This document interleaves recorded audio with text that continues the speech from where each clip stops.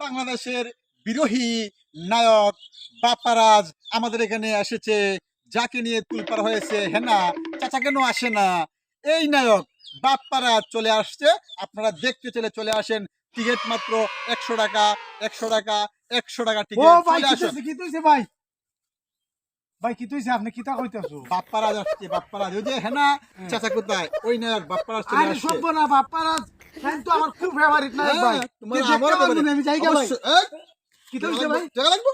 ভাই টাকা দে। কত টাকা? 100 টাকা করে। মাত্র 100 টাকা। মাত্র 100। যে আমি আরো মানুষ লই এই মোবাইল খারো দেখা দে আইছি রে বেক কল রে টাকা দে। দে তো গাই যাইবো বল রে।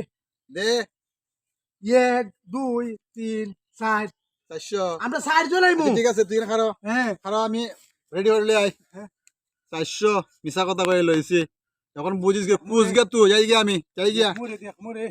দেখমু গেল দে আইলো না ওখানো না আমার ঠগাই গেছে রে, আরে ঠগাই গেছে রে। হাই রে আমার 400 টাকা দিব রে, হাই রে আমার ঠগাই গেল রে।